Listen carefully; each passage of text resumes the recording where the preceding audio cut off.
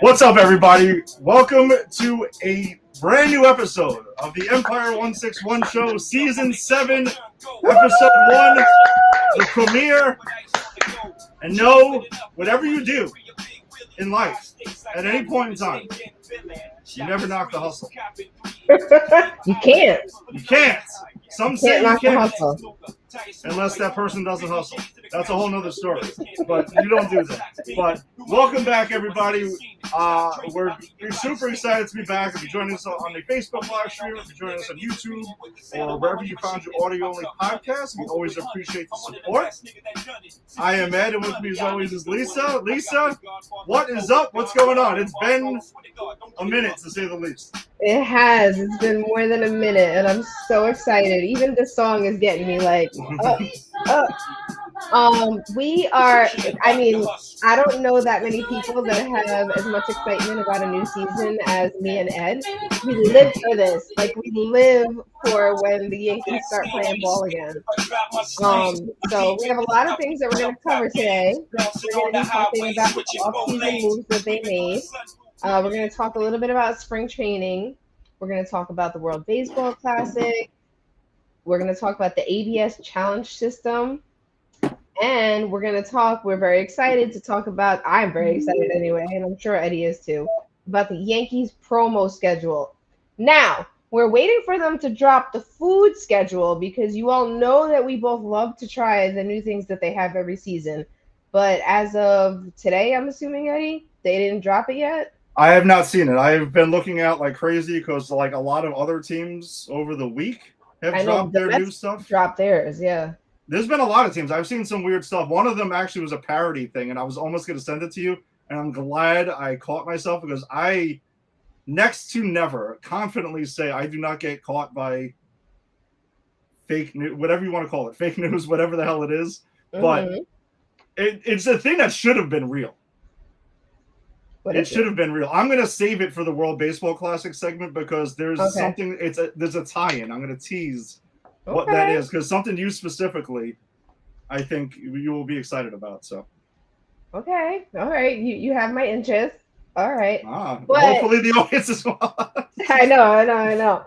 But suffice it to say, folks, when they do drop the menu, we will report on that because that's very important to us. And you can guarantee that we'll try, if there's 5 things, between the two of us, we're trying all 5. Like, we always do. We love trying the new food at the stadium. But anyway, I'm excited to talk about all the things we have today. It just feels good to be back and to talk about Yankees baseball once again. So where do you want to start, Ed? Super excited. And it's crazy because, like, this year specifically, we didn't really have to wait to get competitive baseball because we did get something. Do you want to start with that, or what do you think? I mean, we can really go anywhere, honestly. I think this was you want to start with that? Yeah. All right. Let's start by shouting out Venezuela. Yeah, they absolutely did earn it. I mean, I am wearing my US gear for sure for Team USA because, again, it's always, and when it comes out with this, it's always going to be Team USA no matter what. For you.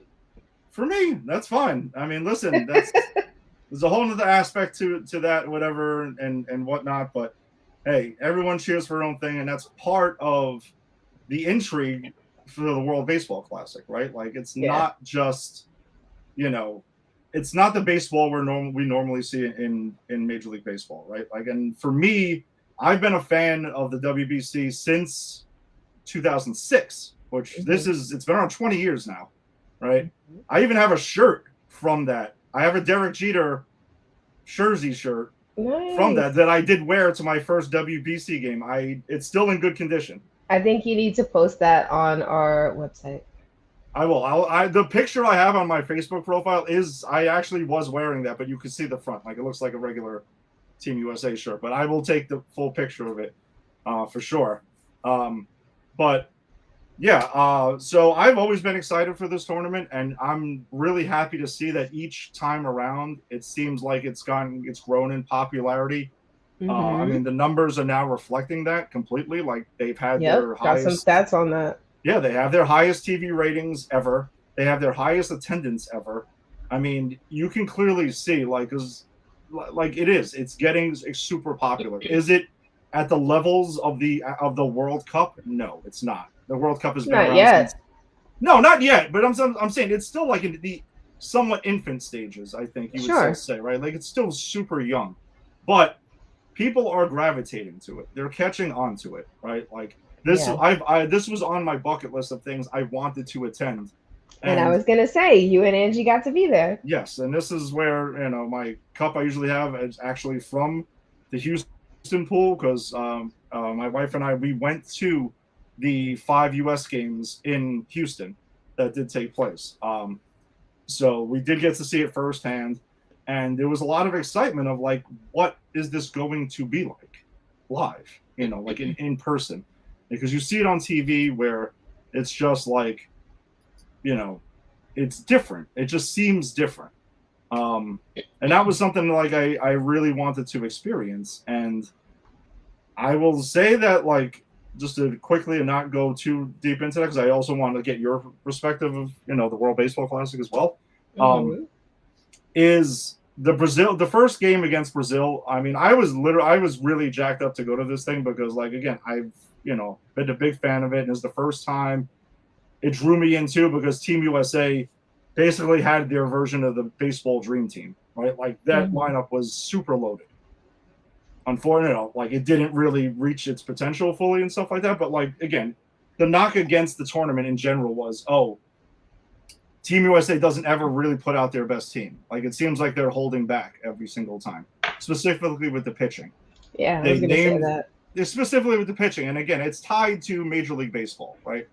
Because it happens at a time of year. I know we came up with a plan. They just haven't listened to us yet. Well, at the end of it, though, I do want to tie that in, though, because I heard it. There's been talk now. I heard it. So, it takes place during spring training. Now, some of the guys did get ready earlier to try. They cut their offseason short and got into it.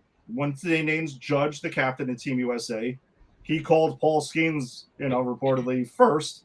He said immediately he's in. Like, he didn't even let him finish the question. And a lot of the team followed suit. So that's what made me want to really get out there. I'm like, this is it. Like, now it's time to go and to really see this thing. The first game against Brazil, it was very exciting early. And then, like, they blew out Brazil. It wasn't really a competitive game.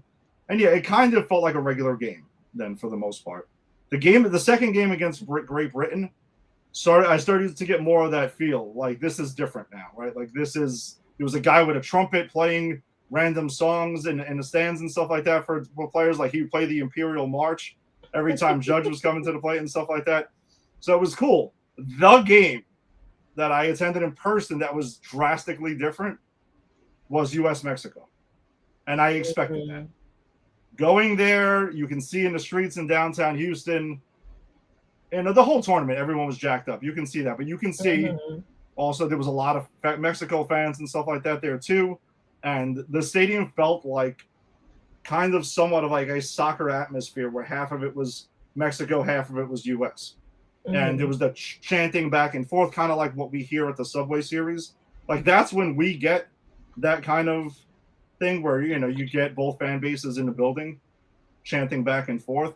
Yeah. And that's what that was like. It was super intense, but it was also like it was like a baseball party, if you want to call it that. Like, it was like that. It did have a different atmosphere. And Angie and I sat next to these guys who drove up from Mexico to watch it. And they were mad cool. Like, towards the end of the game, they bought us beers without even asking us and everything like that.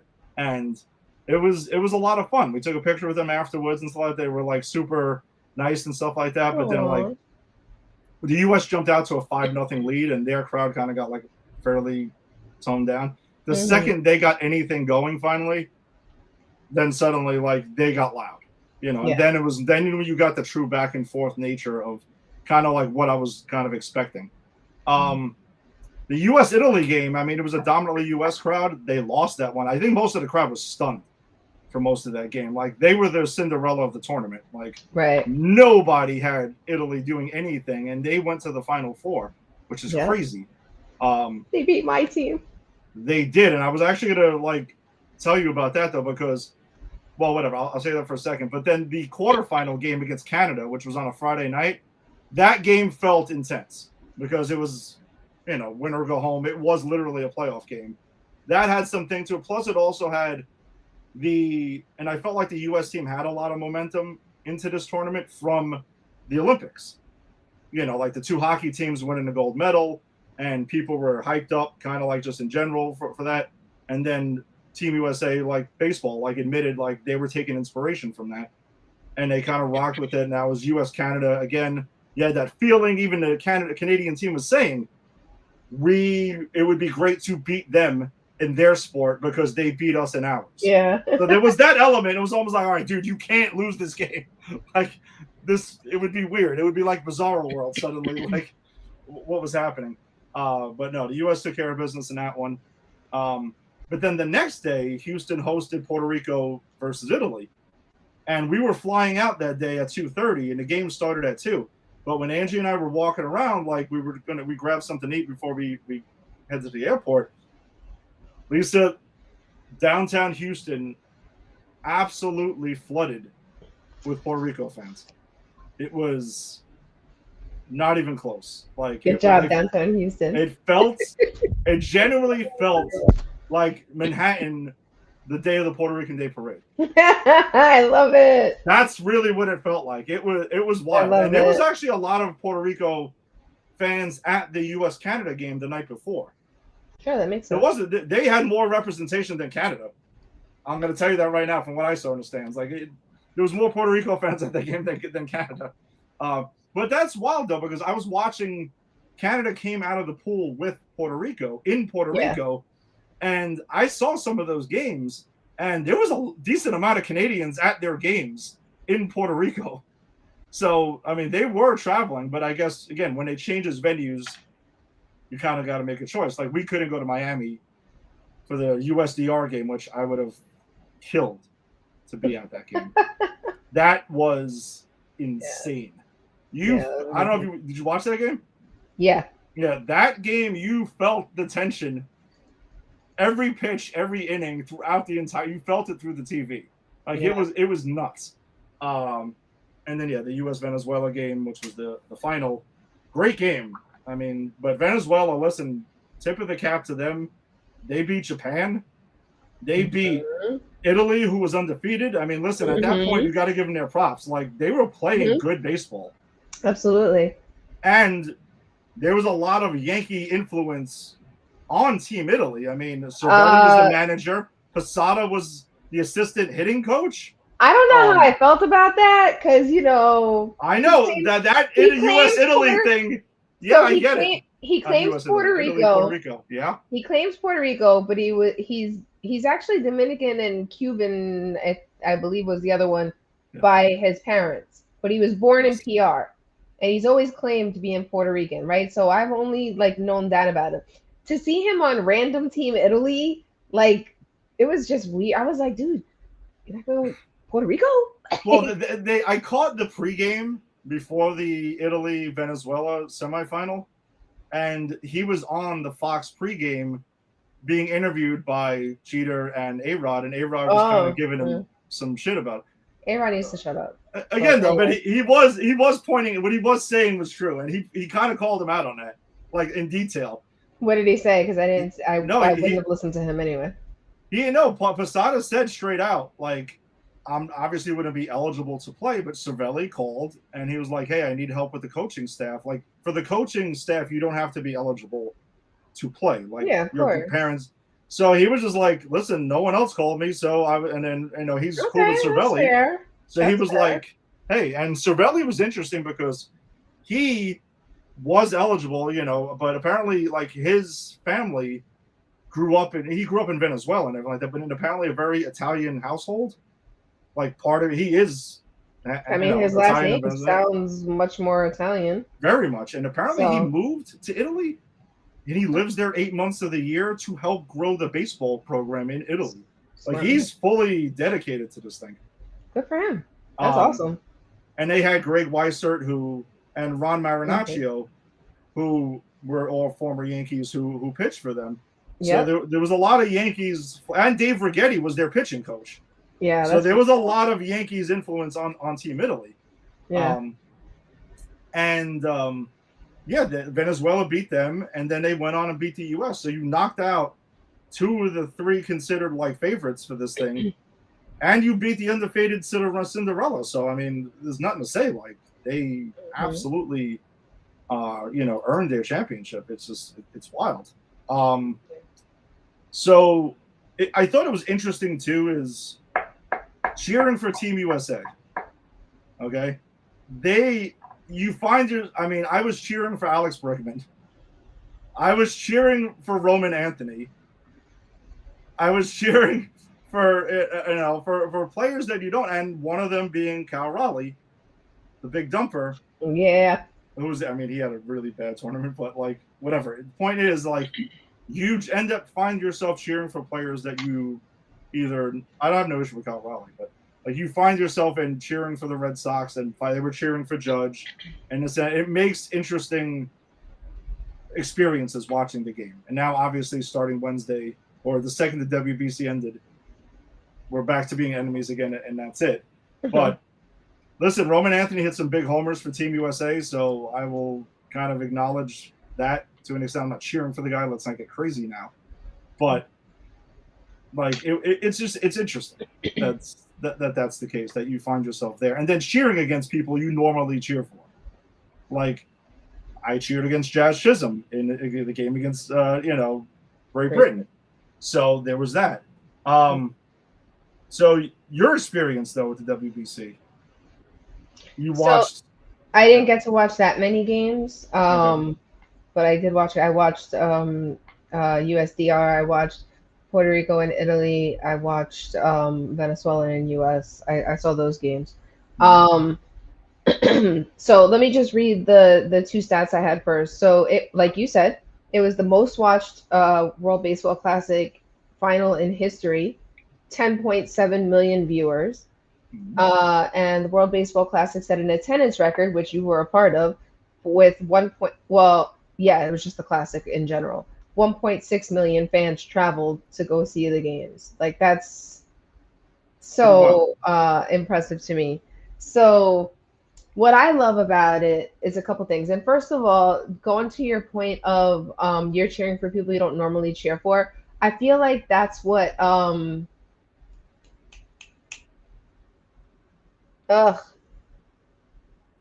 give me a second. TV personality? What? Is it TV personality? You had heard? Were you trying to remember a TV personality? No. But cheering for like players from other teams that we normally cheer against, and some of them we really don't like, is like when you have I'm going blank. Okay, so let me just stop right there and be honest with people and say, like, I'm at a stage in my life where I forget words right now, and it's just gonna happen like that for like 5 more years. So this is what's happening to me now. I really know what this word is. You're gonna have to help me out, and you will. Football, fantasy football. There you go. See it. No, there you go. Fantasy baseball, fantasy football. Yeah, there you go. So when I just did my draft earlier. There you go. Like when you do fantasy football drafts, when you do baseball, fantasy baseball drafts, like you do pick players that you don't like. Like you're gonna pick you want Shohei Ohtani on your team. Like you'd be a fool not to want him on your team, right? Like you want a Paul Skeens on your team. You want Tarek Skubal on your team. Like you want those guys on your team, even though when we play against them, we don't like them at all. So I totally understand like that part of it. I think the one guy that I would not cheer for ever, no matter what, because I'm Team Puerto Rico all the time, all day, every day, right there. Like I'm not cheering for Jose Altuve no matter what. I think that's like the one person I would probably never cheer for. And maybe if A-Rod came back, but he's Dominican, I wouldn't have to cheer for him. So, but he did play for Team USA though in the World Baseball Classic. He did what? He did play for Team USA in the WBC. Because Derek Jeter did too, and he didn't want to, whatever. He should have played for Team BR probably. But the thing I love, and you were starting to talk about it, what is the passion that the players and the teams get to show, right? Like they get to show the absolute joy over the fact that they're playing a game that they've played their whole lives, a game that so many people love. And like the quintessential part of any sport, you can argue, is the joy and the fun of it. You're literally playing a game and you get to celebrate and you get to cheer. And in the World Baseball Classic, you get to flip your bat and you get to celebrate when people score, when people have home runs with a cappuccino espresso machine, or with the jacket that DR had, and like all the other ways. Like the team Puerto Rico did the blonde hair thing again. I don't love that, but but like they're the teams What is that are. about, by the way? Do you know what the origin? I've never I understood. don't I know know. about it. I just don't know why. No, I'll have to look that up and report Okay. back. Okay. But the point is that you see this camaraderie in ways that does not show up on Major League Baseball teams, and that's because Major League Baseball teams are made up of players from all over the world, right? So those players have different ways of celebrating. And you saw it very clearly. Like people talked a lot about like Team USA is so blah compared to everybody else. And Aaron Judge even named it after the fact. He was like, just because I don't show emotion doesn't mean I don't have emotion over it. Which like that's fair. You're allowed to celebrate whatever way you want. What I know as a Latina is that Latin American countries, we showing up. Like we're partying. We party hard for a child's first birthday. Like so we're definitely partying over a baseball game. I thought it was beautiful the way Team Venezuela, like celebrated with each other. They were all hugging each other out on the field. They were crying. Like it's just that meant so much. You could tell how much it meant. It's cultural pride. It's country pride. It's like the core, one of the core parts of wherever you're from for some of the countries. And I'm going to say probably for the Latin American countries more so than anywhere else. Like baseball is massive in Latin America. So is football, right? Soccer. So I'm not taking away from the soccer fans because we're gonna see them this summer. Um, but baseball is really major in Latin American countries, and kids start play. I started playing t-ball, and my dad started throwing catch for me when I was like 3. Like it was just part of us growing up. So to see the passion and players aren't fined for it, it's almost like it's even more encouraged, and the crowd gets into it more because it's more than just a baseball game. It's a baseball game that your country, your ethnicity is represented by. Like that makes it so much more significant than it already is, because it already is a pretty significant thing for the people like you and me who grew up playing, watching, like sharing special moments with our family members, going to games. But this is like the be all end all of it, and it's all just fun, like sure, Venezuela gets to brag for the next couple of years, which is cool. But all the teams, I'm pretty sure I had a great time. Yeah, and I'm glad you brought it up though, because I felt like that was the next way to go with it. Is that that is one of the things that I think is awesome about this, and a lot I've heard others talk about this now, is just the World Baseball Classic. You get to see all countries' cultures in baseball, Yeah. and more on full display. Like I saw videos from the Miami pool in the first round where you had some dude fan from Japan who was dancing and being like, and everyone else is like playing instruments and stuff, and like egging them on to like to keep going and stuff like that too. Like it really is like a baseball party at the same time. It is definitely a different atmosphere. And also you had brought up like, Team USA, right? Team USA was somewhat getting flack for not being as like vibrant as the other teams, and some were questioning whether they cared or not and stuff like that, which I know Logan Webb came out after, and Judge came out, and Bryce Harper and stuff like that, and Schwarber. A lot of the guys and Skeens were like, that whole narrative that's out there about like we don't care as much is completely bullshit. Because like we're showing we celebrate differently, like you had mentioned, like what Judd said. This is in our culture in baseball. And when you're talking, like a lot of times, like in the U.S., the baseball culture is is different, and they were like you can see they were expressing emotion. I mean, when Judge hit a home run in his first WBC at bat, he was jacked up, screaming at the dugout. When we've seen him do that with the Yankees too in big moments, where he's going around and he was going ahead and he was doing the salute, rounding second base and all that sort of thing. Like, it's just different. And the fact that the offense never really got going. I think any team, when they're not hitting, it looks like they're in a malaise. It's just the way baseball is, sports in general. If the offense isn't clicking, there is this idea that suddenly it's like, oh, they're not trying. They're dead. They have no energy and stuff like that. Like, I think they're trying hard as hell to get out of that malaise. Yeah, exactly. Like, they want it. But I saw Team USA again. Like, they celebrated in big moments and stuff. And plus, a lot of the other things that they had done, like when they showed up to the final wearing literally game-worn U.S. men's hockey jerseys that were sent to them by Fanatics. That was awesome. I mean, that gave me chills, like seeing that. That's how they showed up to the ballpark. Like, that was sick. The women's hockey team also won, but okay. I don't think they were going to fit into their jerseys, though. These were they were game-worn jerseys. Got it. No, they gave them the jerseys. Like, that would have looked awkward if they showed up.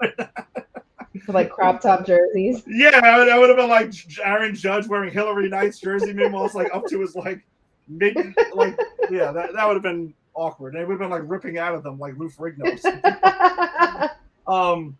Yeah, so that's what I'm saying. Like that was cool, and also like Paul Skeens, his warm-up music was the theme to Top Gun.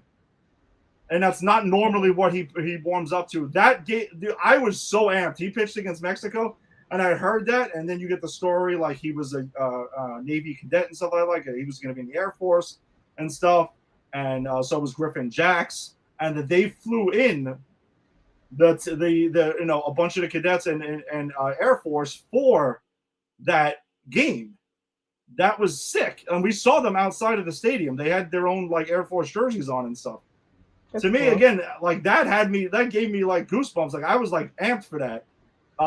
Bryce Terrain, the second baseman, his walk-up music was Danger Zone.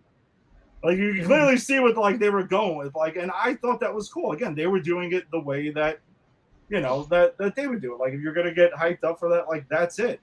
I mean, shit. Throughout this WBC, man, Paul Skeens, I know that stuff that came up last year. He allegedly was telling teammates that he wants to play for the Yankees. Dude, you can't get here fast enough, in my opinion. Like that needs to freaking happen. Like, I'm a Paul Skeens like legitimate fan now. Like I will tune into his starts and like watch him and stuff like that, like a little extra than I had before. It was fun cheering for that, for other players like that. And again, like it got me hyped, man. Like I was pretty hyped up with that. And again, like you said, like seeing the different cultures together with that, it was awesome. It was just a big party for about 2.5 weeks. And it was just a lot of fun. It really was. Okay. No, go ahead. No, I was gonna say is that Rick was trying to give me some shit for not staying for the Puerto Rico-Italy game. And I told Rick, I'm like, well, though, if I did, I mean, I in one hand, I kind of might be cheering for Italy. Wow, Eddie! Wow. I am half Italian. I mean, I kind of feel like I kind of feel like I would be somewhat obligated to. No, I would have showed up with my U.S. stuff and just watched the game. Like that's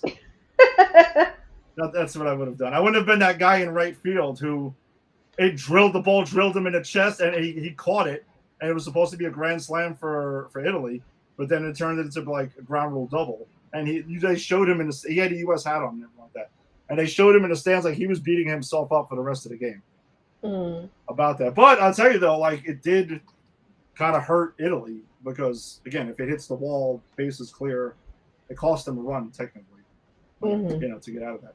But no, I was messing with Rick about that. I'm just like, I don't know, dude. Like, who do I I kind of, if I have to choose, I mean, I might.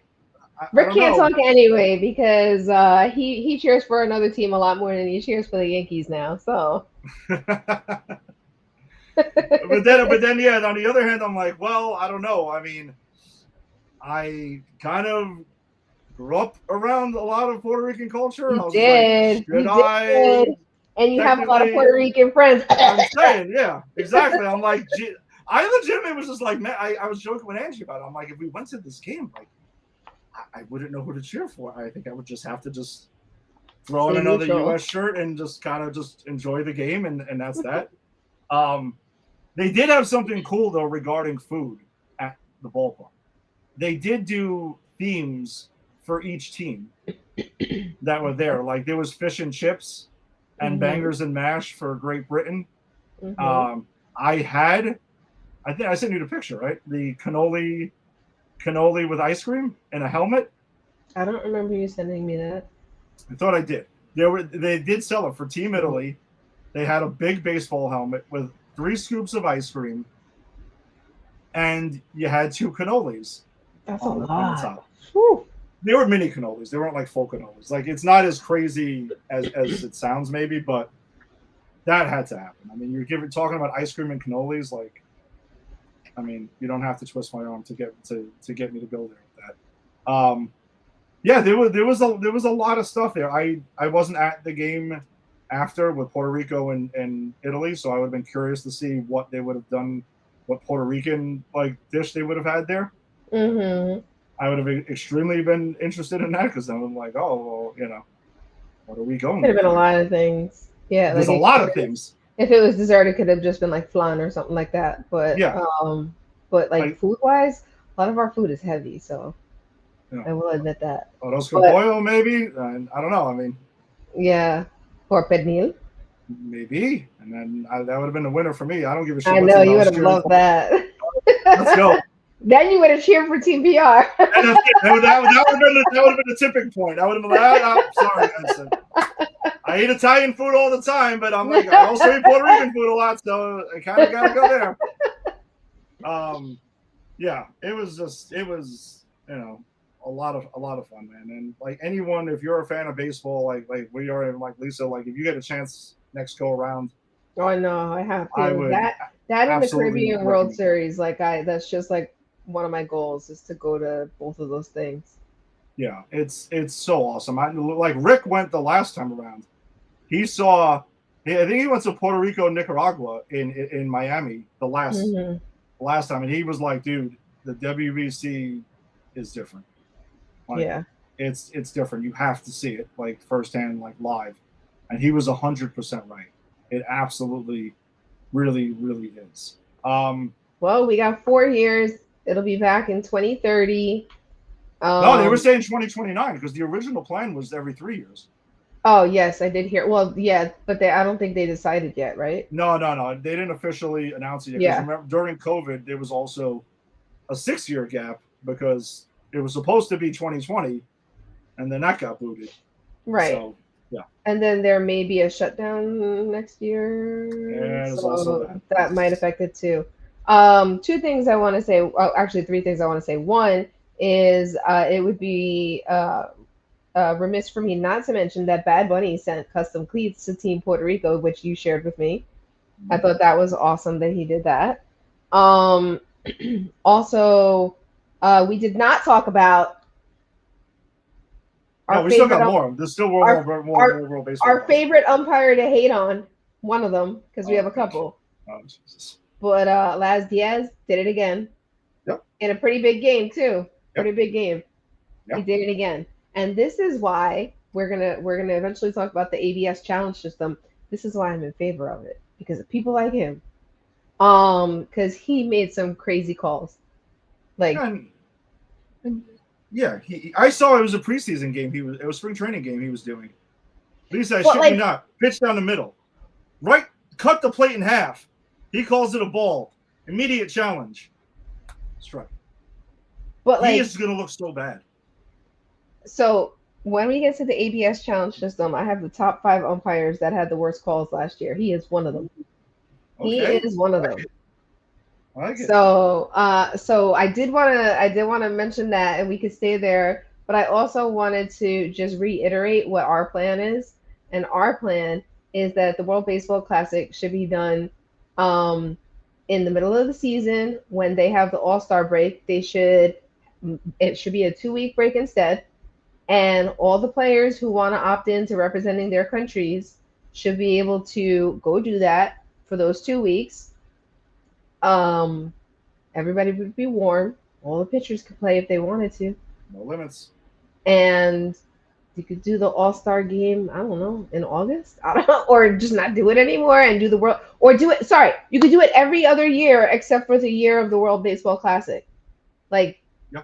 that's the only year. So every 3 to 4 years, whichever one it is, you extend the All Star break a little bit longer.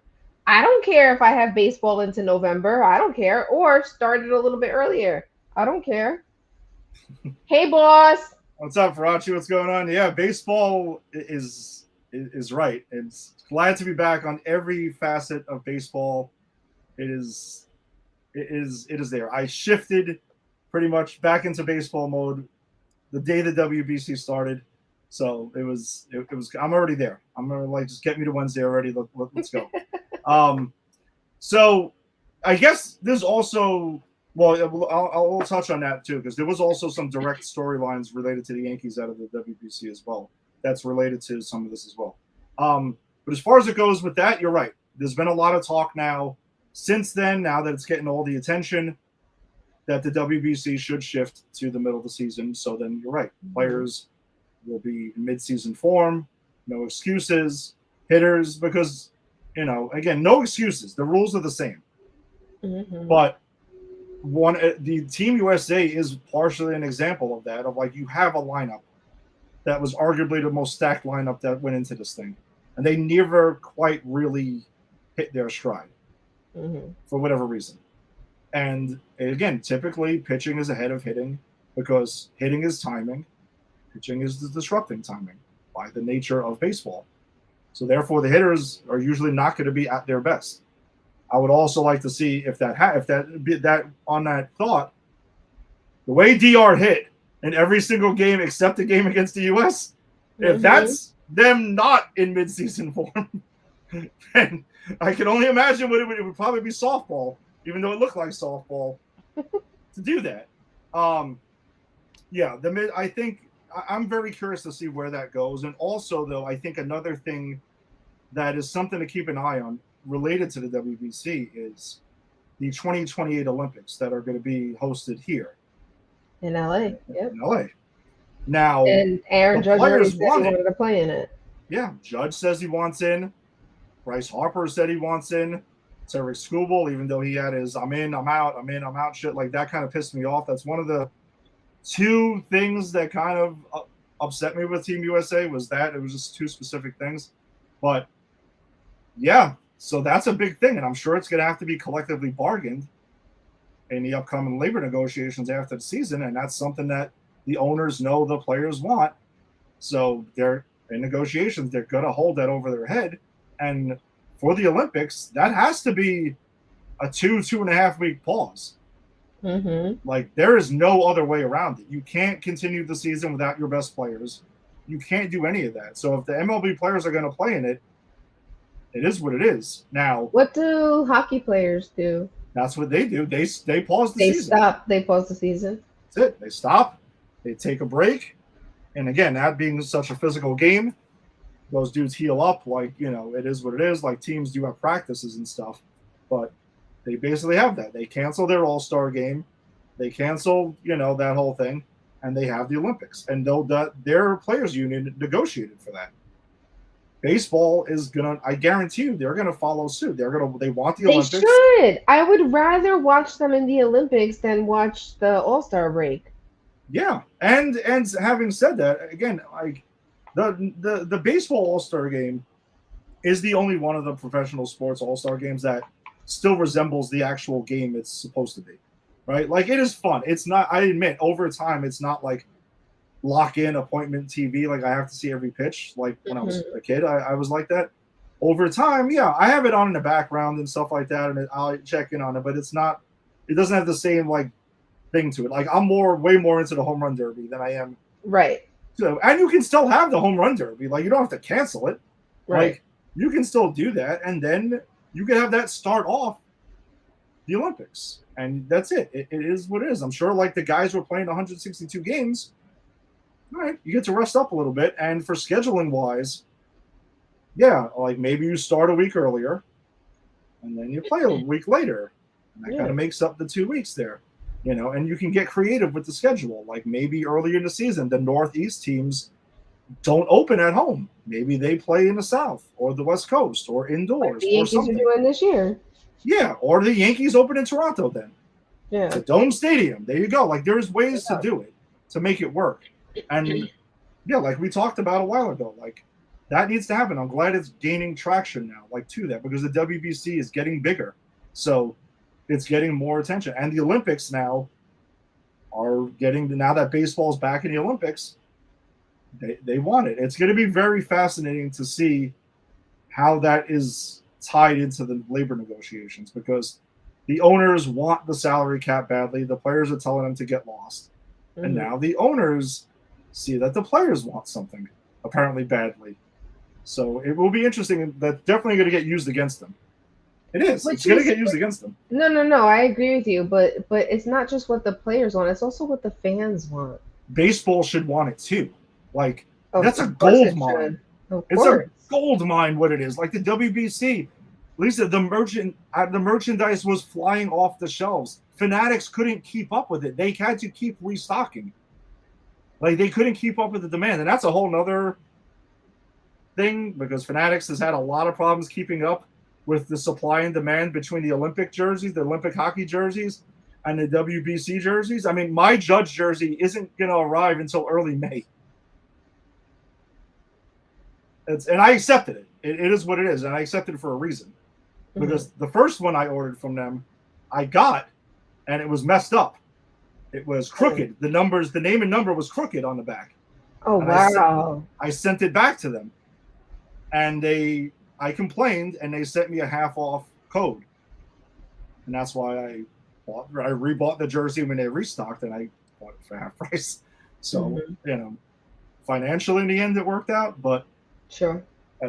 I was pissed when I first got it. Like I was pretty upset because I was so looking forward to wearing that to the WBC, and it couldn't happen. But so it is a gold mine they got here. And in the Olympics, I mean, those jerseys will fly off the shelves for everything. Like it's a win-win for everybody. Mm-hmm. So when that time comes, everyone needs to cut the shit. And this is giving baseball, at least, so much momentum. The WBC final outrated the NBA finals, like as a whole. Like that's baseball coming back up. Like this is it. You're riding momentum. The World Series last year was unbelievable. Did great in the ratings also. Like you can't shoot yourself in the foot again over a labor negotiation. You just can't. Mm-hmm. I'm sure like as the season goes on, we'll touch on that though. But baseball, the players union needs to get as tough as like the WNBA did. No, they are the baseball players union. I'm sorry, but like the players union is they're the strongest union. They keep pushing the owners around. That's the way it's worked out here. The baseball players union is almost like the mafia, like the way they're trying to run shit, but they need to, give and take. Mm-hmm. Juan is joining us here. Oh, World Baseball Classic. Well, we've been talking about it, but we're about 45 minutes into talking about it. Thank God some of the other stuff is actually kind of shorter topics. I knew this was going to be like the big one. As it regards though to the Yankees and the WBC, Aaron Judge started off hot in the World Baseball Classic. He had cooled off. It was 7 games. The narrative of Judge not coming up in big moments, that's back those now. Fans. Yeah. But it's just we didn't get a chance to talk about this last year because again with the playoffs and stuff. He crushed it in the playoffs last year. Crushed it. He was awesome in the playoffs last year. hit the big homer against Toronto, the only game that they had won. Bangs off the foul pole in left field. Huge moment. Awesome. That whole thing personally was also like fantastic. That was when I got to be on the field and do the flag and everything like that. Oh yeah, it was that incredible. was cool. Yeah. So, and then you're trying to tell me in 7 games in the WBC, like if he doesn't hit 360 and hit 7 homers and everything like that, like suddenly now we're going to go back to that? Stop. It's stupid. It's very stupid. I'm sorry. I'm not in on this at all. Like, stop. You know, he went ahead. He had a bad final. There's no question about that. He had 3 strikeouts in the final. Not excusing that, but he also came up big in plenty of times throughout the tournament. He also made the biggest defensive play against Dominican Republic, throwing out Fernando Tatis, trying to take third. Yeah, that was huge. That was a good play. And again, for anyone who watches the Yankees on a night in, night out basis every season, you see Judge hits big home runs and gets big hits in the big moments, night in and night out. So I'm not having that. Like to me, that's he carried the team for 2 years straight. I would say he's carried the team since 2017, since he came up. Basically, let's be real about this. It's the truth. He's been the best player in baseball. You know, him and Ohtani are basically that. It's just it's dumb. It's dumb. And yes, come on, thank you. Anyone could look up the numbers. I saw Michael K went ahead and showed it too. Like the numbers of the numbers of the numbers. Like like I don't want to hear about his batting average in the World Baseball Classic. It's 7 games. He gets 1 or 2 more hits, and then it inflates it by 100 points, and then we're having a totally different conversation. So let's just it's a silly narrative. It's a lazy narrative, like not for it. You know, dude's Captain America. No matter how you look at it, not whichever way you want to cut it, that's that. So it is what it is, and it's like those who try to push the false narrative. It's just it's nonsense. Usually, you watch and you see they have an agenda. They're a fan of a team that doesn't like the Yankees or wants to be a rival of the Yankees badly. Mm-hmm. That's one team that really wants to be a Yankees rival, but they're not really. But it's just lazy. David Bednar, by the way, fucking awesome in the WBC. He had moment after moment where he was lights out in there. You know, like especially against DR when they had the runners on second and third and no outs, and he got out of it with no runs scored. Mm-hmm. Awesome. Absolutely. Tim Hill came in late, but like never got to actually pitch in the WBC. He was added onto the roster later. Yeah, and Paul Goldschmidt, I mean, he briefly got to play a little bit, but you knew they're going into it. It was going to be Bryce Harper. You know, of course. Goldschmidt was there to be the backup, and that was that. Yeah. Yeah. So, yeah, that lazy narrative just kills me. Like it's really silly. It's old at this point. I mean, do you disagree with this? Where are you at with this? With the narrative around Judge? Judge, not Judges and clutch narrative. We'll just call it that. No, I think he's shown up time and again, and I mean I will say that in the postseason it's been a little bit more difficult sometimes, right? And it could be frustrating. Mm-hmm. But he's totally come up clutch, and I just said that he's carried the team on his back for quite a few seasons. Mm-hmm. So I think he's one of the hardest working players. I think he's completely dedicated to the craft and dedicated to making sure, like he is, like Derek Jeter was, the epitome of what a captain should be. Like he shows up for his team, whether it's Team USA or the Yankees, and like he's really trying to elevate other folks too. And he's not looking for like the personal wins. So I appreciate that about him. Also, I just want to shout out my 2 friends because they both commented, Kelvin and Damon. Hi, guys. Yeah, absolutely, guys. Thanks for joining us tonight. Yeah, it was weird. It's an odd thing. I knew it was coming, and also this is also the argument which I kind of agree with, is that when it comes down to that, Judge was in a no-win situation in this, like going into the WBC, and especially as like, you know, this team's Captain America. Mm-hmm. If he wins the World Baseball Classic and crushes it, oh, it's just a tournament in March. It doesn't matter. It's not a big deal. It's not October. It's not as important. Okay. And then if they don't win and he doesn't come through in a big moment, then he's also gets knocked for that. It's like I think it was going to happen. The haters were going to be there one way or the other. I think. I mean, I would argue that winning the tournament in March is harder than winning. Sorry, let me just make sure I'm saying this right. Because in March, even though he came and started getting prepared earlier for the World Baseball Classic, like it's abnormal, right? Yeah, it is. It is. The postseason, that's what you gear up for the entire year. Like that's what your hope is, that you get in there and then you do what you have to do in postseason play. So, in my opinion, I think it's harder to go in and lead and win the World Baseball Classic as it stands right now because it's in March. Yeah. Which I don't disagree with. Actually, Damon has a thing about Team USA. I think they structured the team wrong. Too many home run or bust hitters on the WBC team. I mean, the home run is, like, I also don't agree with that though at all. We've talked about that though. It seems like there's a lot more hitters that are home run hitters, and they're not prepping guys to be like lay down that important bunt hitters or really be selective about where you're hitting the ball. I think a lot of guys just swing for the fences now. It's not as strategic as it used to be. Yeah, but going through the WBC lineup, I mean, Bobby Witt Jr. is not an all or nothing guy. Bryce Harper is not an all or nothing guy. Aaron Judge is not an all or nothing guy. I mean, Kyle Schwarber, yeah, I mean, he would probably be one guy who would fit that mold. Alex Bregman is not that guy. Cal Raleigh, maybe. Will Smith, no, not at all. Roman Anthony, definitely not that guy either. Byron Buxton, not that guy. Pete Crow Armstrong, not that guy. Paul Goldschmidt, Ernie Clement.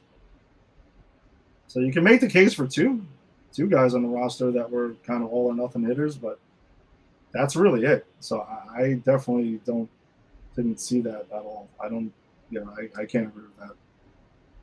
No, sorry.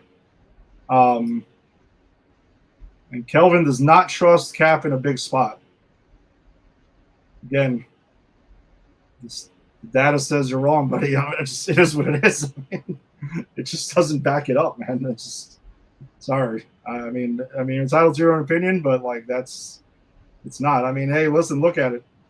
If he hits 300 in those situations, 7 out of the 10 times he's going to fail. So that's where I think that narrative, the false narrative, kind of comes in. Set up to be a failure. Yeah, exactly. So it's just the nature of the game. Like he's not gonna. If he hits 800-900 in those spots, like that would be wild. I can make the case they had the most strikes in the WBC. Strikeouts, maybe. I don't know. I'd be curious to see if that was the case, but because you strike out, I don't think that makes you an all or nothing hitter. I mean, again, just by looking at the lineup and watching all 7 games, I don't see that at all. I mean, they just had a bad tournament. I'll say that for sure. Can't argue with that. All right, so yeah, I don't know. Anything else on a World Baseball Classic then before we shift gears? No, not for me. Yeah, basically the World Baseball Classic special so far. All right, so we can go ahead and kind of shift gears then to the Yankees offseason, which was pretty quiet for the most part. I mean, it took them forever to get Cody Bellinger re-signed. It very much felt like the DJ LeMahieu situation a couple of years back. Remember, like when they were like, they kind of went ahead and were like, yeah, we want DJ. We want him back. And they were like, hey, yeah, we want Cody back. And Cody's like, yeah, I want to come back. DJ was like, yeah, I want to come back. And it just took forever to make that happen. So, I mean, listen, he's back. Basically, they are. I know the narrative was out there, and like Brian Cashman was not thrilled with the idea of people saying the Yankees are running it back. But they're running it back. I mean, it's just. But the team last year, even though they did lose to the Blue Jays, it's not like it was a bad team. I mean, they finished tied for the best record in the American League. And actually, in all of baseball, they lost on a tiebreaker, which knocked them into the wild card. So it's not that bad. I mean, I don't know. I'm not that upset about the running it back thing because it is. I mean, but you could also say that the case can be made that this team going into 2026 is better than 2025. Do you agree? Do you disagree? Like, where are you at with the running it back thing? Yeah, I agree with you. I think they're just running it back. I mean, so I am excited that a couple of people I'm looking for the return. I mean, Garrett Cole's coming back, and I cannot wait. He looked good warming up during preseason, so I'm excited about that. I know Carlos Rodon should be coming back in. They're saying in April or May. I'm gonna say I'm okay if Anthony Volpe takes a little longer to come back, but he's supposed to come back as soon as May. I know Damon feels the same way as me. I was interested to see that Jason Dominguez, they optioned him to AAA to have more consistent playing time. Yeah, I mean, I can't push back on that because, I mean, his defense is bad. Yeah. He actually he flubbed a fly ball in left field earlier today, and I had the game on, and my God, I questioned. I'm like, dude, have you ever played the outfield? Like, is he the new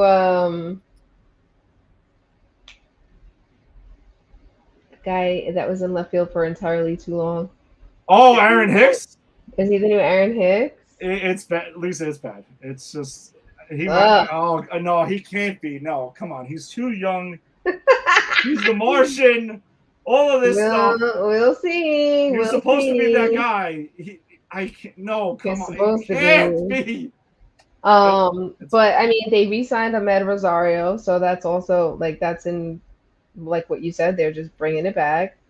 And yeah, like none of their trades were like these major pieces for us. So we'll see. I know Oswaldo Cabrera. He was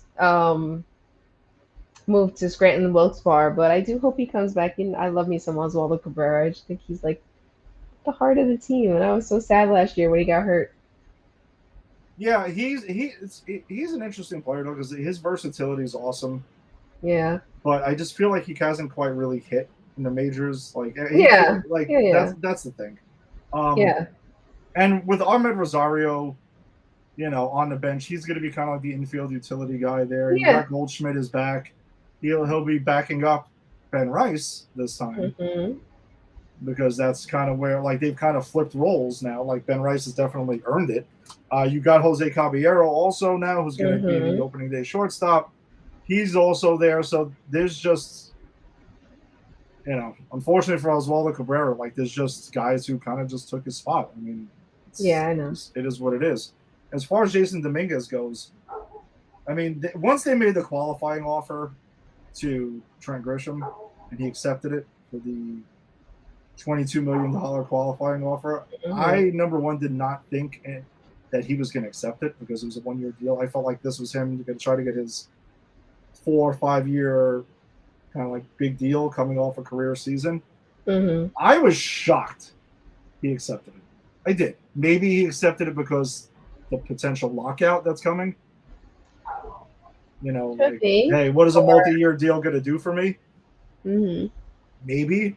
But once that happened, I kind of felt like Dominguez is done for this year at least. I thought him or Jones were going to get traded. To be honest, that's kind of where I thought this was going. And they haven't. I mean, they still could. But, yeah, he's not going to play every day. He needs to work on his defense, and the only way to do that is to get reps in the outfield. So he's got a big decision. right now. Like either let this crush you and kind of mope about it and be sad, or work your tail off and say that's it. I need to work and get my spot.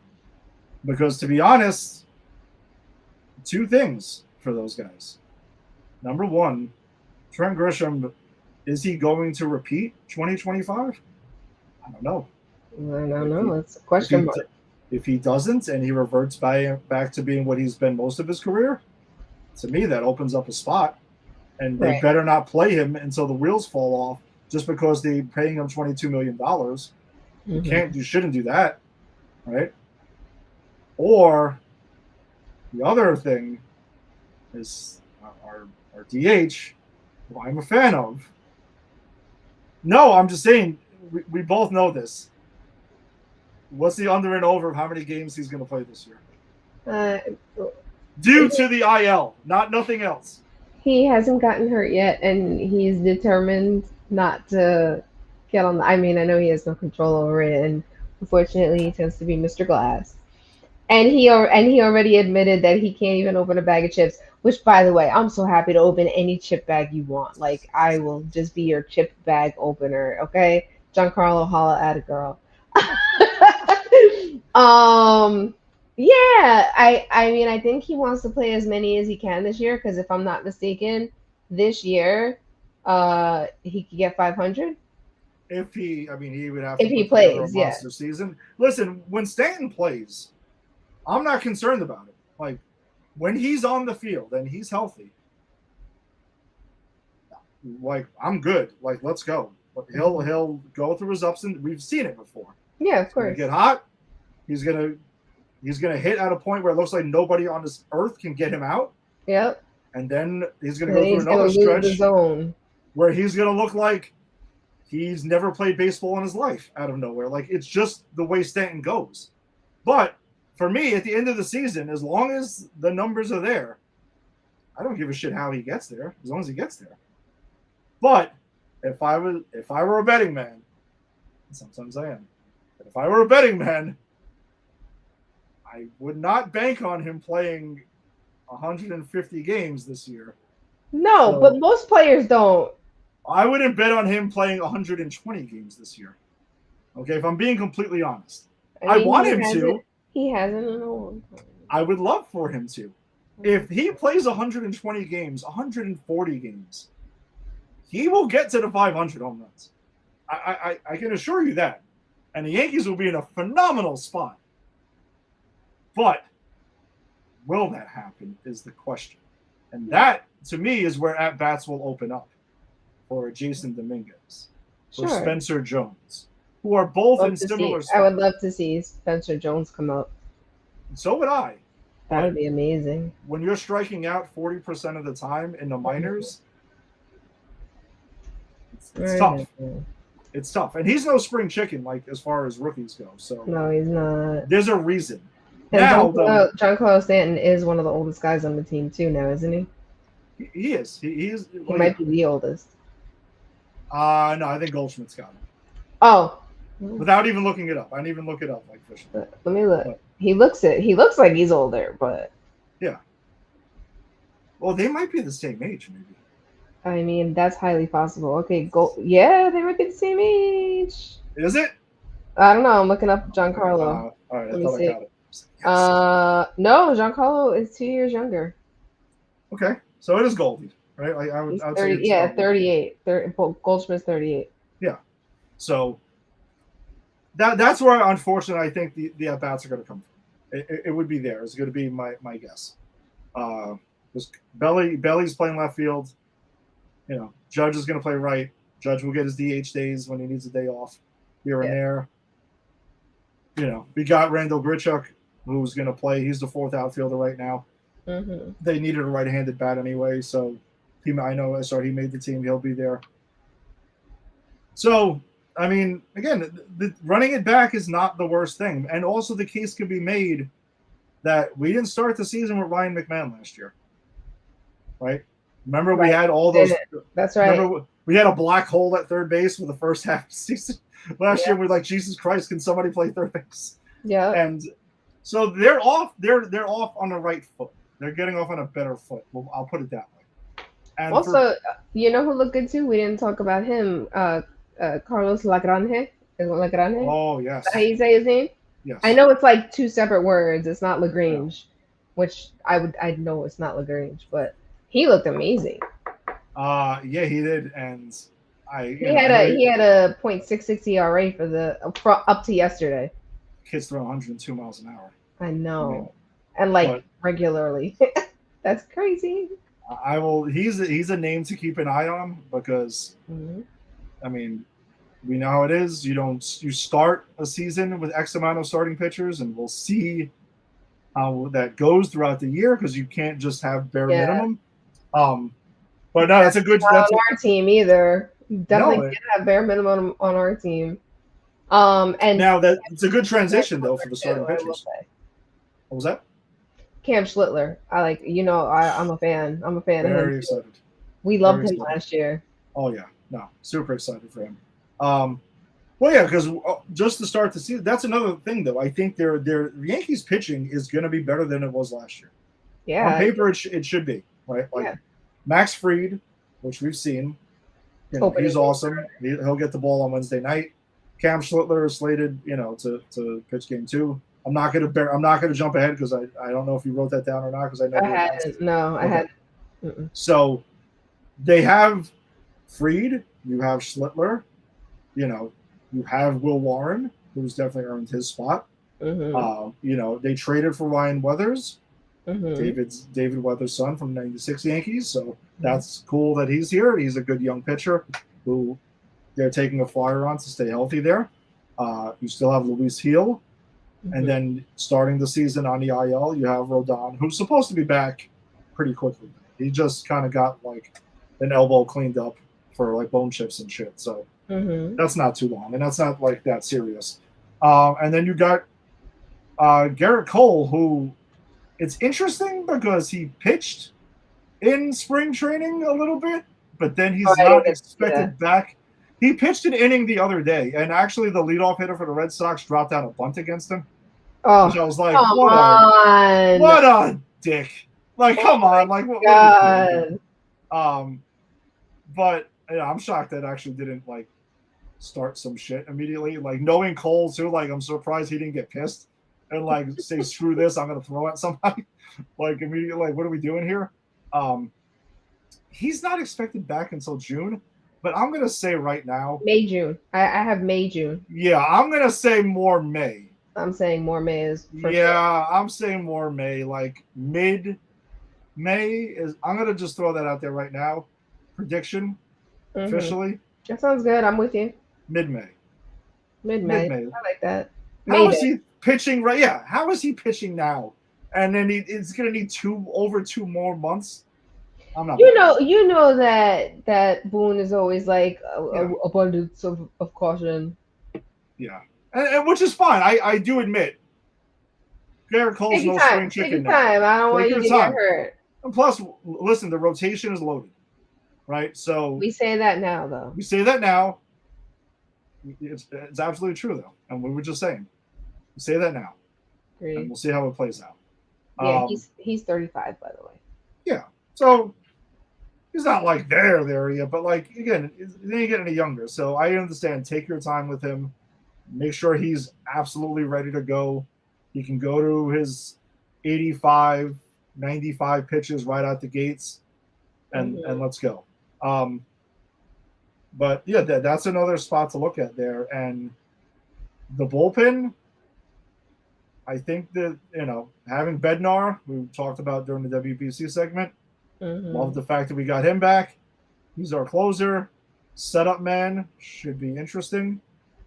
Camilo Doval, I'm sure he'll have the first crack at being the setup man. He has the stuff to do it.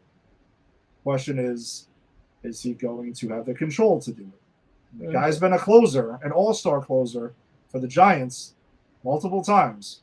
So clearly it's in there. It's time to bring it out. Yeah. He's the setup man. He's the guy, the key to the bullpen. Because if he reverts back to the Camilo Doval of closing for the Giants, like all-star form, and we got our 1-2 punch at the end of games. Lights out, middle relief. Tim Hill, will be in there. He's the lefty in the mix there too.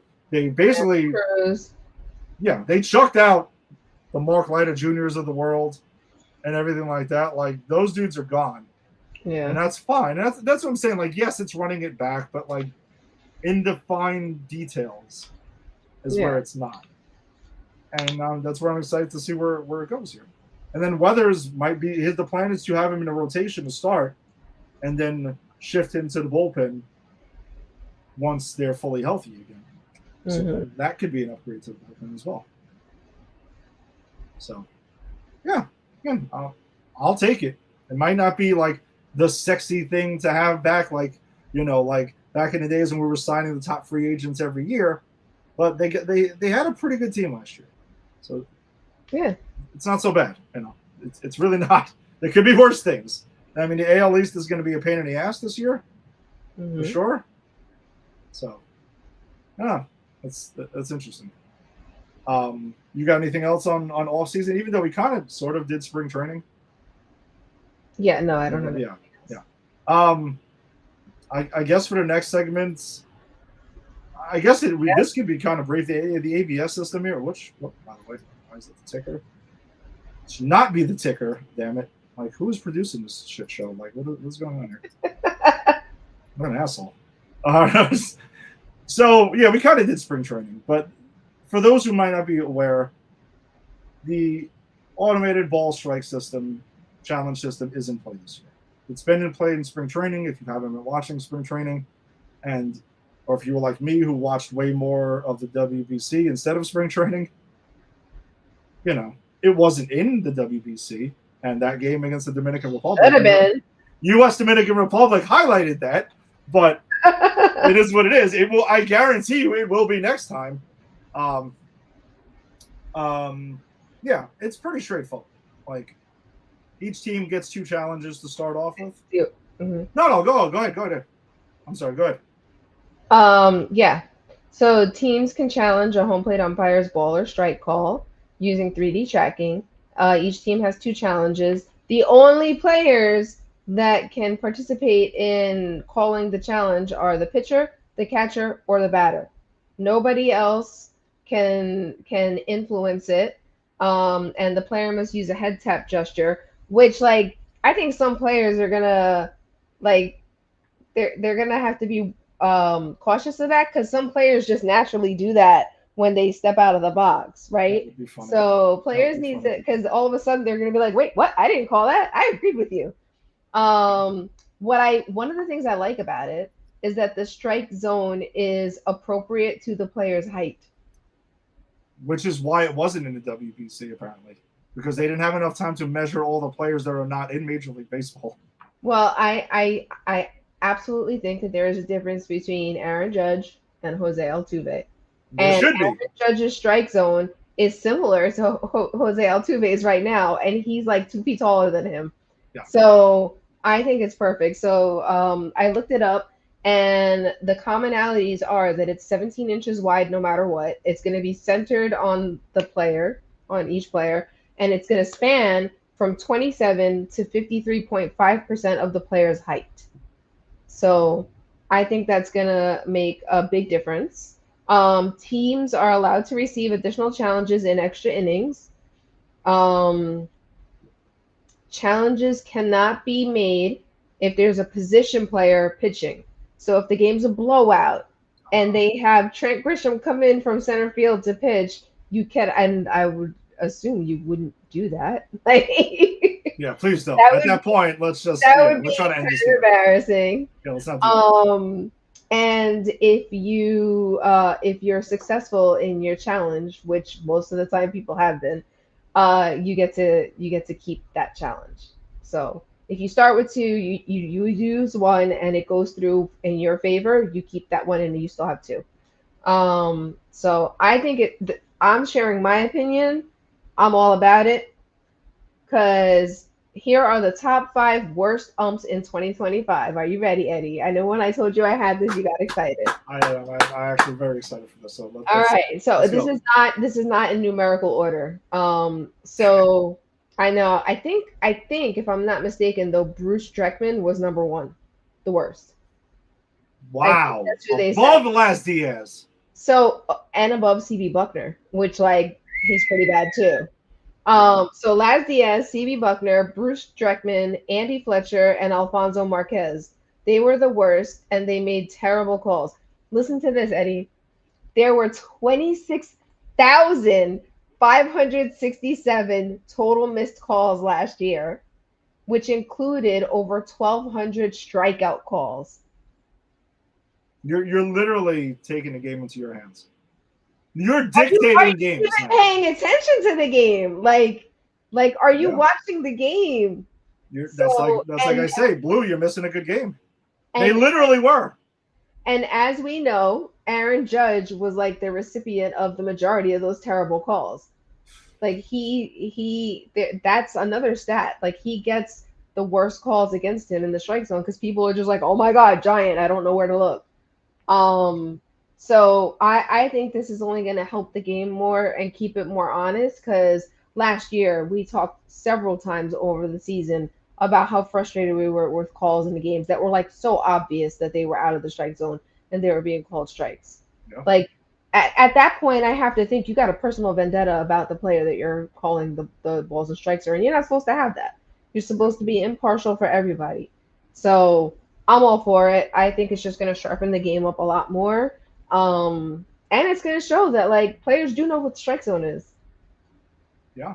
Specifically, certain ones who really know, like the guys with a good eye, like Yeah.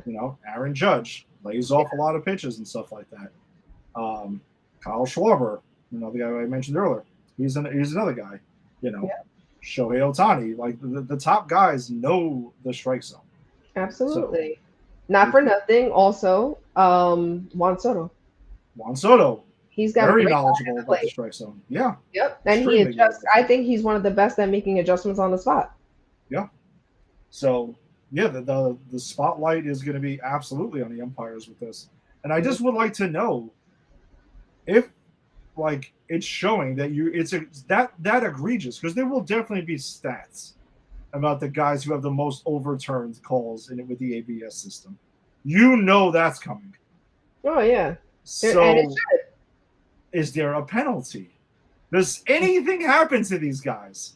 Is there any repercussions? Listen, I'm still flabbergasted that Laz Diaz was allowed to call games in the World Baseball Classic. Like I was like, what when they named who the umpire was during that game, I was like, oh, well that makes sense because he's terrible. And then my next comment was, why is he even allowed to do these games? Don't tell me it's because he's a veteran. I know he is, but is he a good veteran? Like, get the good. I've never knew hockey league the football referee. Like he always did the big games. Yeah. He was good.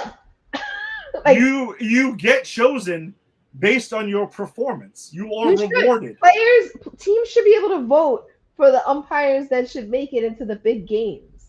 Or just do it based on a merit system. Like, or that too. Like your rating, score them. Yeah, your rating is that if you lead in the most overturned calls in the ABS system, you don't work the postseason. I don't give a shit how many years of seniority you have. Like, you're out. That's it. Hit them in the wallet. That's when people start paying attention. Yeah. Get better. Just be better. That's it. Just straight up, be better. Like, what the hell, man? I said this is Alex, you're funny, dude. Like, Alex is one of our. I'm sorry, just quickly. Alex is Jason's nephew, and who does Granny's Peach Tea. Dude, I told you tomorrow night, Spider-Man trailer. I promise you, we'll talk about it tomorrow. Wrong podcast, Alex. Wrong podcast. I'm excited to talk about that too, though. But thank you for checking us out, man. I really appreciate it. That's hilarious. It cracks me up every time with this. Yeah, you just be better. Just straight up. That's it. Like, you can't have this crap just go on. That's just how it needs to be. And then you'll see them straighten it out. And I wonder if they were maybe doing Laz Diaz a solid, knowing. Hold on. You ready? You're gonna like this. Did him a solid because they knew the ABS system was not in the World Baseball Classic. So they were like, let's save him face and move him to the World Baseball Classic so he won't get embarrassed in spring training. Well, he still got embarrassed. He got embarrassed on an even bigger stage. Yeah, I'm joking around. Obviously, I think that would be completely ludicrous if that was the actual explanation. But I wouldn't be shocked if that was the case. He was like, dude, I really can't wait to work the World Baseball Classic, knowing the ABS isn't going to be there. I also wonder if the ABS is going to, like, weed these dudes out. Like, just straight up. Like, dude, it would be great. It would be great. Because I'm sure that there are other people that are out there who have been calling games that are way better. Yeah.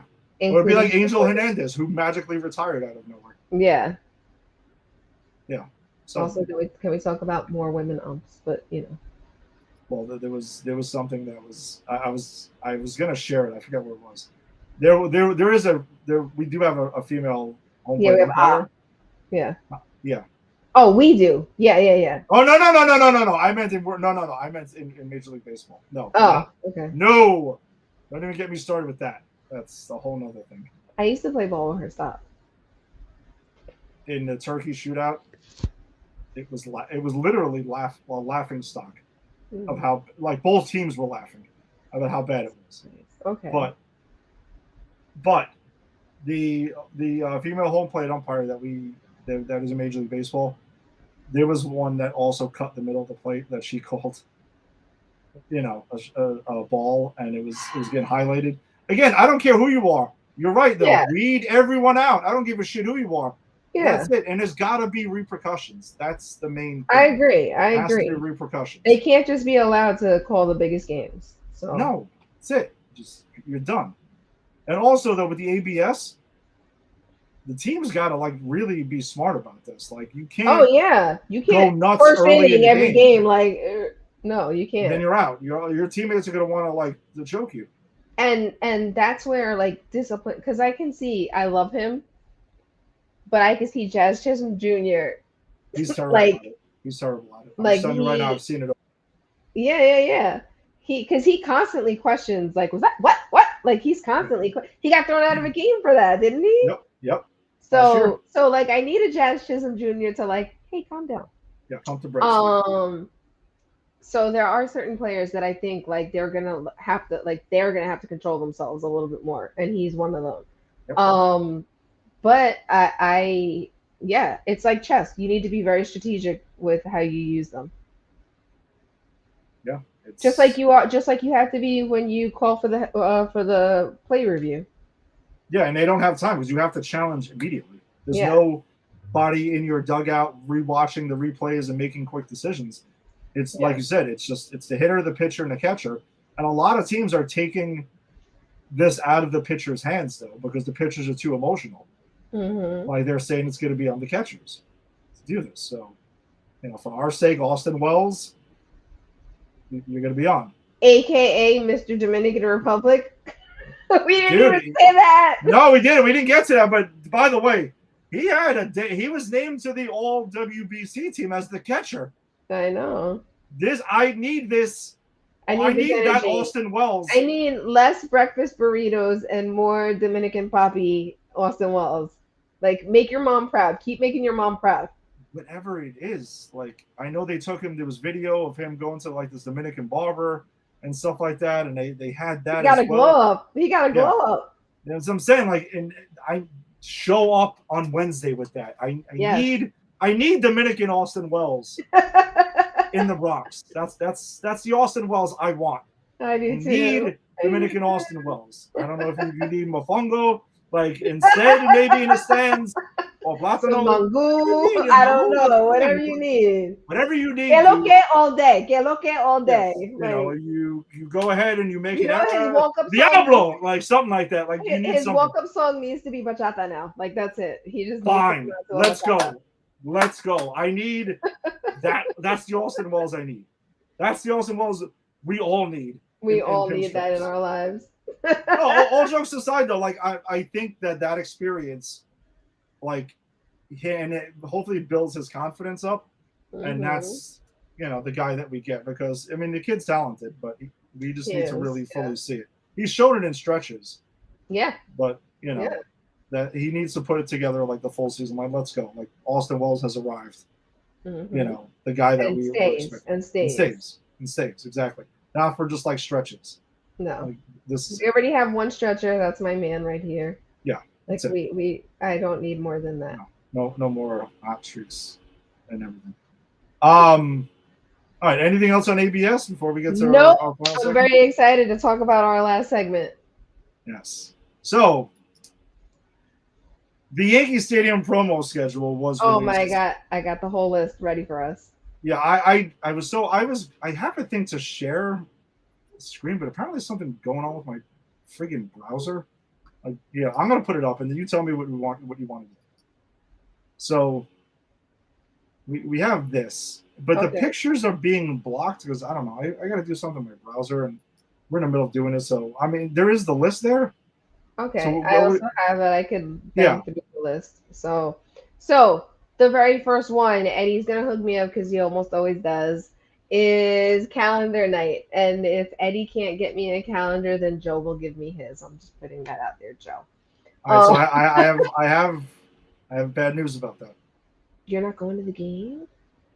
I have opening day every other day. What about your friend? Oh well, I'm yes, that was my next move. I'm okay. Okay, let me not. I cannot be denied calendar day. I'm not saying I have mine hanging, and it's Carlos Rodon from March. Like I have that up in my office in front of my desk. I also need to know what month Giancarlo Stanton is, so I could just keep it on that month for several months. So it's still not dead and buried that I'm not going to just last minute jump into that game, just simply because of the.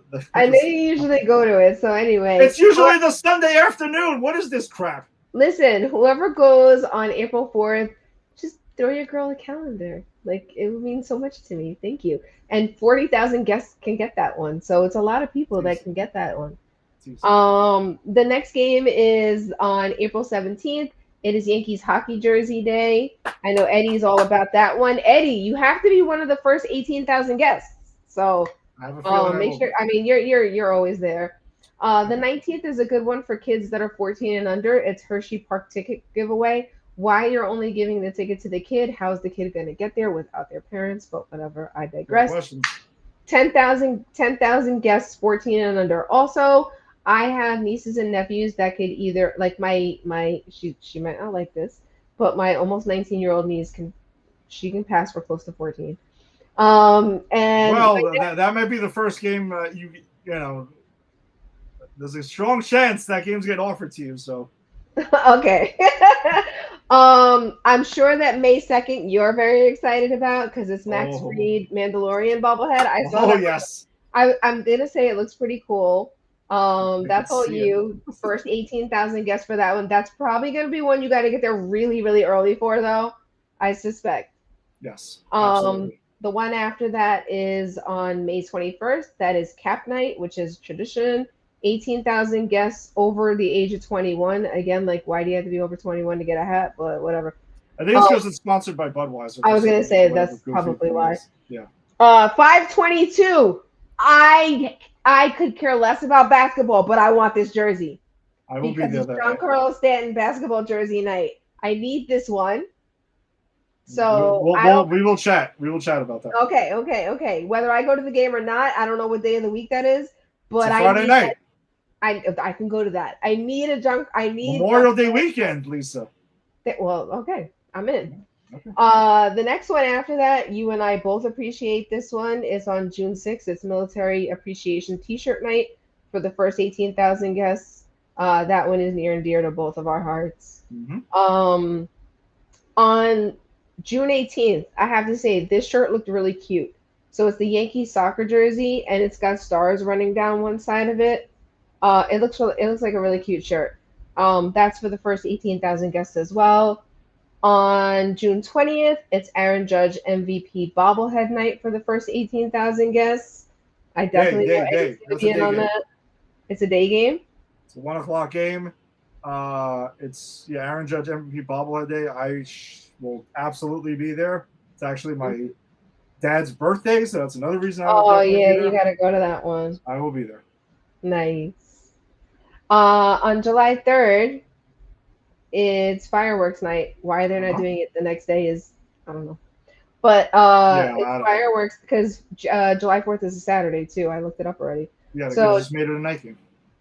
July 3rd is fireworks night, and then July 4th is Yankees 4th of July cap night. I know my dad. I'm sure your dad would have loved that hat. It looks really nice. That's the first 18,000 guests. On the 20th, it's Yankees T-shirt night for the first 15,000 guests. On August 8th, one of the days that we've liked in the past, but we don't love the format of it now, but it might change again. I don't know. It's Old Timers Day. If they play the game, I'm in. If they play the game, I'm in too.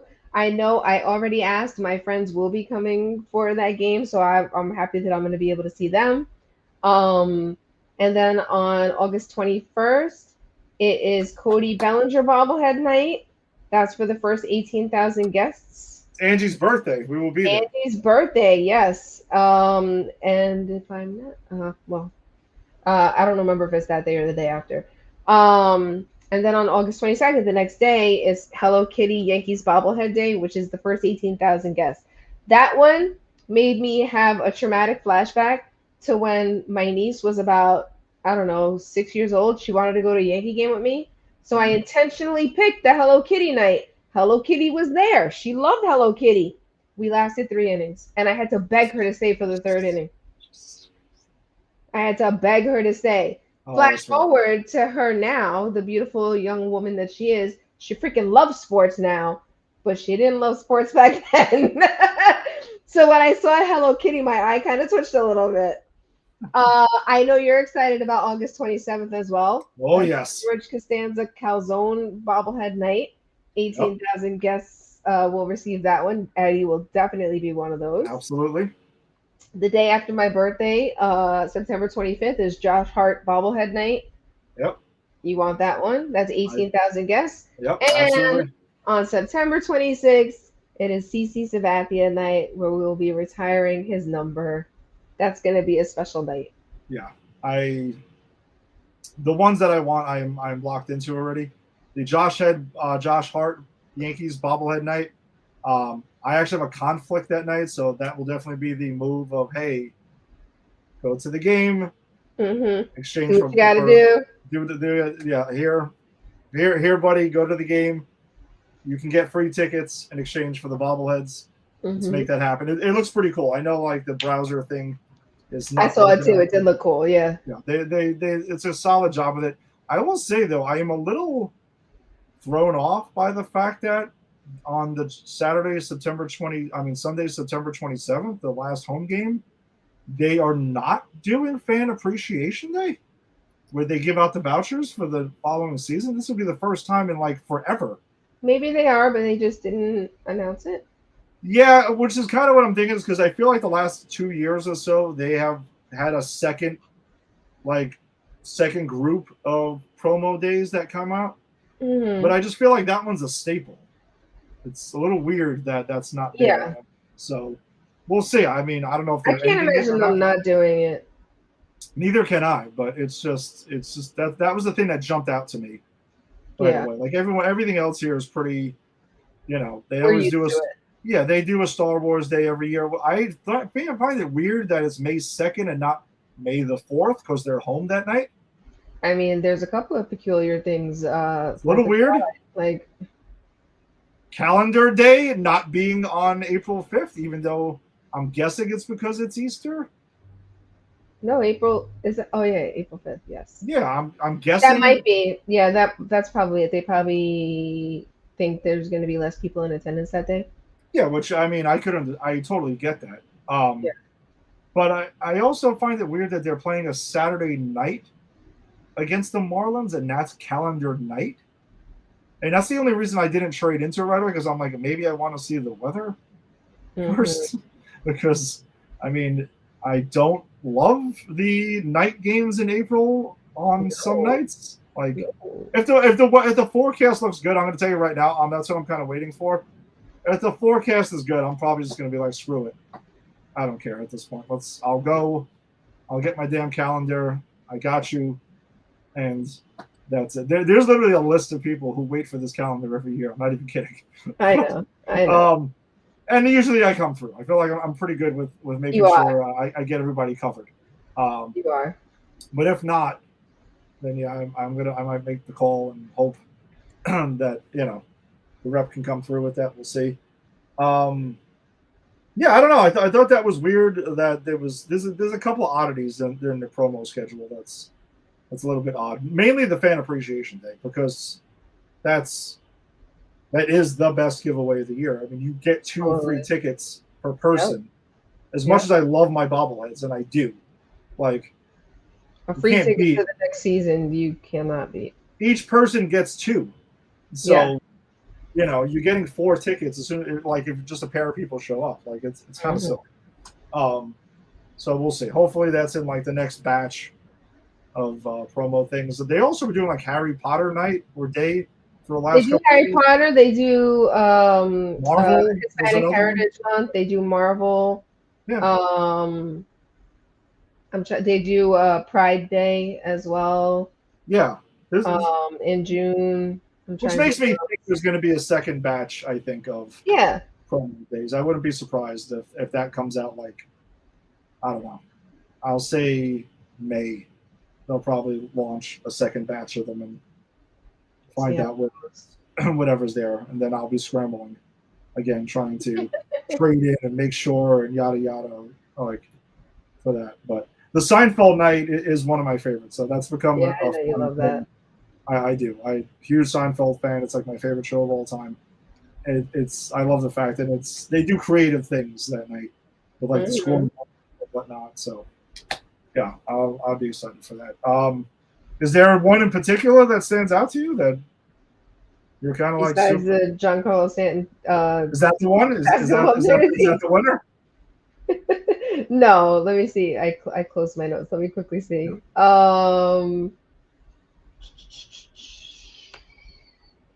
I mean, I do always want the calendar.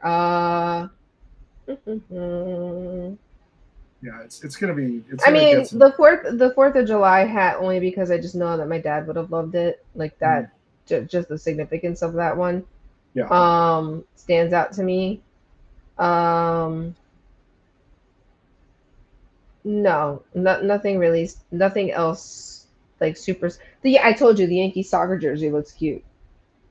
Yeah. All jokes aside, I was joking when you were talking about that because it's soccer, but no, it does look cool. Like that's there. I don't have that game, but I have the hockey one, which I was glad it fit last year, and that's what got me extra excited because I was like, nice. I remember that you were excited about that. I was shocked, actually, more than anything. I was like, oh, I sized it up. I'm like, I'm gonna try this on over a hoodie. Just to make sure. And I'm like, this actually fits. Yeah. I'm going to wear this. I will probably be breaking that out in April. Last year's one for this year. Yeah. But this year's looks cool. Like they're doing a nice job like designing it. I like that. It actually looks I don't recall seeing, I don't remember what that one looked like. I remember the soccer one. I remember the Max Fried Mandalorian, how that looked. Yeah. The Stanton jersey, I remember. Like there's a couple I remember. That one wasn't sticking out in my head. The one that they had, was it last year or the year before? I really liked that one. It looked like the one last year looked like a Rangers jersey. It had like the Yankees diagonal like across the chest. No, then I think it was the one the year. Oh wait, maybe that was the one that was Aaron Judge's number. Am I making that up? I don't remember the hockey. I know the hockey jersey I have does not have a number on it because I was going to take it to Stitches. I was going to take it to Stitches and get 99 put on it, and the question was, do I put a name on it or not? Because it's a hockey jersey, not a baseball jersey. No, you still don't put a name on it. Yeah, I was on the fence with that. I didn't do anything. I elected to just leave it as is and not put anything. But I thought that was the safe bet since I couldn't. But I think the ones that stand out to me personally is the Seinfeld night, the George Costanza calzone, because those are really creative. The Mandalorian, Max Fried, obviously Star Wars guy. So yes. Yeah, it was cute. And I would say the Aaron Judge MVP one looked cool. Even though every year there's an Aaron Judge, at least one Aaron Judge bobblehead at this point. Mm-hmm. So it's kind of, but they are at least it's not like similar. They are like different. Mm-hmm. So for that, the Josh Hart one's pretty interesting. Because he's Elston Howard's like great grandson or something like that. Like there's a connection. He's actually related to it, and he's a big Yankee fan. I didn't know that. Yeah. So that's I don't cool. want basketball, so yeah. Well, that's the connection there. It does make sense. It's not like the Yankees cowboy hat that I have over here that was still trying to understand why it exists. Trent Christian? Mm-hmm. Yeah, I don't know. It's weird. I would like to find a reason to wear it, and I haven't yet. Even though I've been to Texas twice in the last like half year, and I didn't bring it either time. Which, by the way, I meant to throw out there during the WBC trip. We went to a rodeo. Oh, it was very random, but we went to a rodeo, and that was it's not that random. That's I when I went there for my birthday last year, we wanted to go to a rodeo, but we didn't get to. It was an experience. I'll say that. It was. I bet it was. I had mixed feelings on certain things, but mm-hmm. It was interesting. I'll say that. And then we had to cut out before the concert started because apparently there's a concert after the rodeo, which I don't understand because they promote it as the rodeo, but then the concert is the headliner. And apparently Lizzo was performed at this thing the night we got there, but we had U.S.-Brazil, so we did not attend. Mm-hmm. So I don't know. I don't even remember who the hell the dude was. I'm not a country music guy, so mm-hmm. I'm not gonna act like I knew who it was, as I'd never heard of this guy in my entire life. So I don't know. It was interesting though, I will say. And then it was like, I don't know, whatever. It was fun for most of it. That's all that matters. But then it was time to go to the baseball because they were playing Great Britain. So. Of course. All right. So, anything else before we wrap this up? I know it's an unusual thing. This isn't exactly our typical move, but no, I'm just excited for Wednesday. Definitely coming straight home after work and lock it in. Netflix opening night. I know. Well, that's another crazy thing. At least I have that. I don't have to bother anybody for that one. There you go. Well, I know that they crack down on the password sharing, but yeah. Most people, I feel like, have Netflix though. Most people do, yeah. Most people do. But yeah, no, I'm looking forward to the season. I'm really looking forward to Garrett Cole coming back. I'm gonna be excited about that. But yeah, just can't wait to, watch baseball most nights after I come home from work, or listen to it on the radio as I'm driving home from the Bronx or whatever, or going to the stadium because I'm in the Bronx 3 days a week now. Like, I can just go and pop into a game whenever I want. So yeah. So we'll talk about that offline. They could open up more possibilities now. Yeah. For maybe. I mean, yeah. Sometimes. All right. Well, then that does it for us. Then this week and next week we will have actual games, Yankees games to talk about. But it's always fun though to do these other shows where we don't have like the exact format, like our typical. There's that too. We'll be hearing it soon enough, Lisa. Soon enough. But thank you for joining us as always. If you joined us on the Facebook live stream, be sure to check out the Empire 161 Show's Facebook group, where we share lineups and highlights and other stories regarding baseball and the Yankees in general. So you can check us out there. Check out Pop Culture Pros and popculturepros.com because that's who we are presented by. And wherever you found your audio on the podcast. Check out Pop Culture Pros and subscribe there. We will be back next week. We'll figure out. And our Instagram. You always forget our Instagram. Sorry. My apologies. No, I got good with the Instagram. I was just kind of still stuck in off-season Granny's PhD mode, which we don't have an Instagram. So No, or you can check us out on Instagram at Empire161 Show.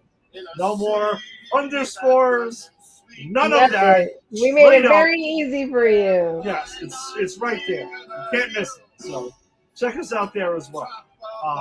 So let's go Yankees. Get your Netflix ready for Wednesday night, 8 o'clock. CC will be on the call or in the studio, wherever the hell they're doing with them. Quite a few people, yeah. Well, everyone and their mother will be there. Hey, we might be on the call. Who knows? That'd be dope if we were. It would be fantastic. But, we'll see you next week. Probably Sunday. They're off Sunday, which is weird. So we'll see you then. Peace. Bye, everybody.